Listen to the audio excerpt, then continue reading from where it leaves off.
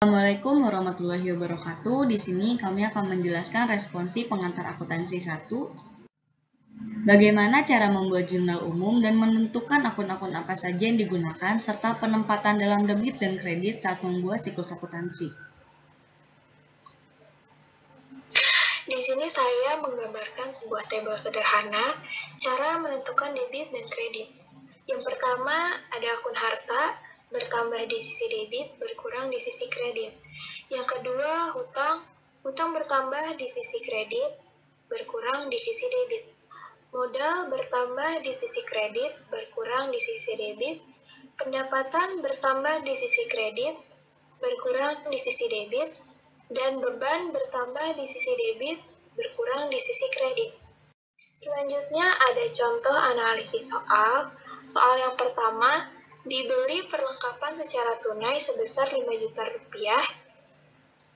Jadi ada akun perlengkapan yang merupakan bagian dari harta, nilainya bertambah karena baru saja dibeli, sedangkan pembeliannya dilakukan secara tunai yang mengakibatkan kas tersebut berkurang karena telah digunakan untuk membeli perlengkapan.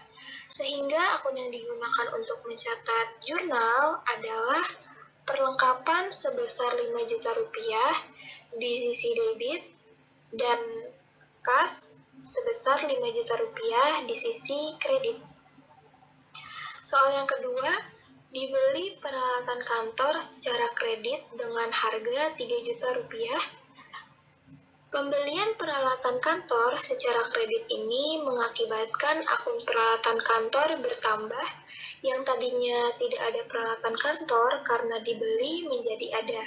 Sedangkan pembeliannya dilakukan secara kredit atau hutang bertambah di sisi kredit. Sehingga akun yang digunakan untuk mencatat jurnal adalah peralatan kantor sebesar 3 juta rupiah di sisi debit dan hutang sebesar 3 juta rupiah di sisi kredit. Yang ketiga, Zafran menyetorkan uang sebesar 15 juta rupiah sebagai modal awal bisnisnya. Jadi di sini akun yang berpengaruh adalah kas karena berupa uang sehingga bertambah dan modal bertambah karena baru saja disetor. Sehingga akun yang digunakan untuk mencatat jurnal adalah kas sebesar 15 juta di sisi debit dan modal sebesar 15 juta di sisi kredit. Soal yang keempat, diterima pendapatan sebesar 1.500.000 dari pelanggan. Di sini akun yang berpengaruh adalah kas dan pendapatan. Kas merupakan bagian dari harta. Ketika kas bertambah, maka posisinya harus di debit. Dan pendapatan bertambah karena baru saja menerima pendapatan, maka posisinya harus di kredit. Sehingga akun yang digunakan untuk mencatat jurnal adalah kas sebesar 1.500.000 di sisi debit dan pendapatan sebesar 1.500.000 di sisi kredit. Soal yang kelima, dibayar beban listrik dan air sebesar 975.000 secara tunai. Akun yang berpengaruh yaitu beban listrik dan air dan kas karena membayarnya dengan uang tunai. Beban listrik dan air di sini bertambah karena beban ini harus dibayar. Saat beban bertambah, maka posisinya harus di debit. Sedangkan kas merupakan bagian dari harta. Kas dalam transaksi nomor 5 ini berkurang karena telah digunakan untuk membayar beban listrik dan air, jadi kasnya berkurang dan posisinya harus di kredit. Sehingga akun yang digunakan untuk mencatat jurnal adalah beban listrik dan air sebesar 975.000 di sisi debit dan kas sebesar 975.000 di sisi kredit. Selanjutnya, bagaimana cara memahami kata-kata dalam penempatan jurnal penyesuaian untuk debit dan kredit. Sebelumnya, jurnal penyesuaian adalah jurnal yang biasanya dibuat pada akhir periode akuntansi untuk mengalokasikan pendapatan maupun pengeluaran untuk suatu periode akuntansi untuk perubahan-perubahan saldo di dalam akuntansi sehingga nantinya akan mencerminkan nilai saldo yang sebenarnya. Jika diminta penyesuaian perlengkapan, maka otomatis debitnya beban dan kreditnya perlengkapan. Contoh, beban perlengkapan di debit, perlengkapan di kredit. Dan jika di neraca tertulis perlengkapan toko atau perlengkapan kantor, maka ditulis di jurnal penyesuaian, di debitnya ada beban perlengkapan toko atau beban perlengkapan kantor, di kreditnya ada perlengkapan toko atau perlengkapan kantor. Ketika diminta menyesuaikan harta tetap, maka yang ada di debit adalah beban penyusutan dan di kredit akumulasi penyusutan. Contoh peralatan. Di debitnya beban penyusutan peralatan dan di kreditnya akumulasi penyusutan peralatan. Kendaraan, beban penyusutan kendaraan dan di kreditnya akumulasi penyusutan kendaraan. Menentukan angka debit dan kreditnya dari sebesar yang hilang atau yang menyusut. Tinggal dipahami dari soalnya berapa persen penyusutannya atau menggunakan metode garis lurus. Penyusutan beban yang belum dibayar. Yang sering muncul ada gaji, listrik, dan telepon, di mana sudah tercatat mempunyai beban namun belum terbayar, itu bisa disebut utang, maka utangnya akan bertambah. Maka yang dicatat dalam jurnal penyesuaian yaitu debitnya ada beban karena bebannya bertambah dan di kreditnya utangnya juga bertambah.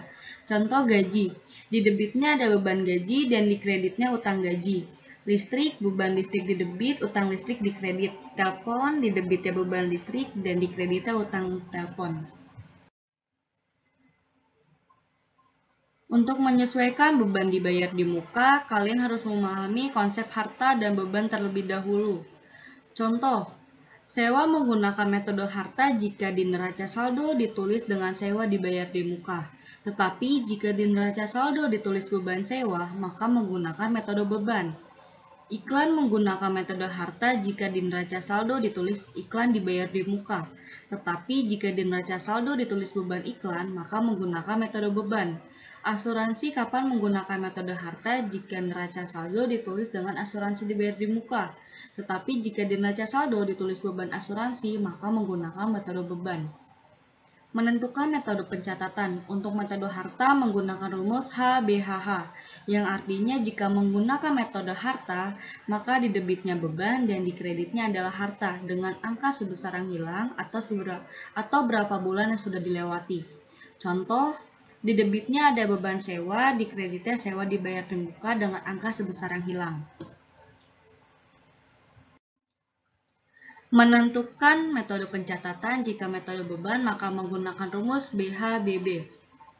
Artinya, jika menggunakan metode beban, maka debitnya harta dan di kreditnya adalah beban dengan angka sebesar yang belum dilewati, berapa bulan yang belum dilewati, dilaksanakan, dan berapa rupiah yang belum dipakai. Baiknya, lanjut ke contoh soal. Ada berat laut servis neraca saldo per 31 Desember 2017. Dan soalnya informasi yang diperoleh tanggal 31 Desember 2017 untuk penyesuaian adalah sebagai berikut. Soal 1, perlengkapan toko yang masih tersisa 350.000 bisa dilihat di neraca saldo perlengkapan toko sebesar 800.000 dan di soal yang masih tersisa 350.000. Maka 800.000 dikurang 350.000 sama dengan 450. 450 adalah yang telah terpakai atau yang hilang. Yang dicatat jurnal penyesuaian adalah akun beban perlengkapan toko 450.000 di sisi debit, perlengkapan toko 450.000 di sisi kredit. Soal 2, sewa dibayar tanggal 7 Agustus 2017 untuk masa 1 tahun. Dengan menggunakan metode harta dengan rumus HBHH. Untuk mencari hilang, sama dengan 5/12, 5-nya didapat dari sewa dibayar tanggal 7 Agustus. Dari Agustus, September, Oktober, November, Desember. Per 12 1 tahun, dikali 1.200.000 dilihat dari Akun neraca saldo sewa dibayar di muka 1.200.000 sama dengan 500.000 yang hilang atau yang telah terpakai. Akun yang dimasukkan di jurnal penyesuaian ada beban sewa 500.000 di sisi debit, sewa dibayar di muka 500.000 di sisi kredit. Soal 3, asuransi yang belum jatuh tempo 600.000 bisa dilihat di neraca saldo asuransi dibayar di muka 1.800.000. Maka yang dicatat adalah 1.200.000 yang didapat dari 1.800.000 dikurang 600 yang telah terpakai. Maka yang dicatat di jurnal penyesuaian adalah beban asuransi 1.200.000 di sisi debit, asuransi dibayar di muka 1.200.000 di sisi kredit. Soal 4, kendaraan disusunkan dengan metode garis lurus dengan umur ekonomi 10 tahun. Bisa dilihat di neraca saldo akun kendaraan 20 juta, maka dicari penyusutannya sama dengan HP dikurang NR dibagi UE. HP-nya adalah 20 juta dikurang NR dikurang 0, karena NR-nya tidak ada atau tidak dicantumkan di soal. Jadinya 20 juta dikurang 0 dibagi 10. UE sama dengan umur ekonomi sama dengan 2 juta. Maka yang dicatat di jurnal penyesuaian adalah beban penyusutan kendaraan 2 juta di sisi debit, akumulasi penyusutan kendaraan 2 juta di sisi kredit. Soal 5, penyusutan peralatan tahun 2017 ditetapkan sebesar 1.500.000, maka dicatat di jurnal penyesuaian adalah beban penyusutan peralatan 1.500.000 di sisi debit, akumulasi penyusutan peralatan 1.500.000 di sisi kredit. Kenapa dicantumkan 1.500.000? Karena sudah ditetapkan di soal 6, iklan yang kadaluarsa senilai 500. Iklan dicari dengan metode harta atau metode beban. Karena di neraca saldo hanya ada beban iklan, maka kita menggunakan metode beban, yaitu dengan menggunakan rumus BHBB. Maka yang ada di debitnya di jurnal penyesuaian yaitu harta dan di kreditnya itu beban. Yang kita cari yang belum sama dengan 1.250.000 didapat dari akun beban iklan di neraca saldo dikurang 500 yang didapat angkanya dari soal sama dengan 750 yang dicantumkan di jurnal penyesuaian adalah iklan dibayar di muka 750 di sisi debit, beban iklan 750 di sisi kredit. Soal 7, rekening listrik, air, dan telepon terutang sebesar 300.000, maka dicatat di jurnal penyesuaian adalah beban listrik, air, dan telepon 300.000 di sisi debit, utang listrik, air, dan telepon di sisi kredit. Soal 8, gaji yang masih harus dibayar 3.500.000, 30% dibebankan untuk bagian penjualan dan sisanya untuk bagian administrasi dan umum. Baik, kita cari dulu beban gaji bagian penjualan. Karena di soal sudah dikasih tahu 30% untuk bagian penjualan, maka 30% dikali 3.500.000 sama dengan 1.050.000. Sisanya 70%, berarti sisanya untuk beban gaji bagian administrasi dan umum.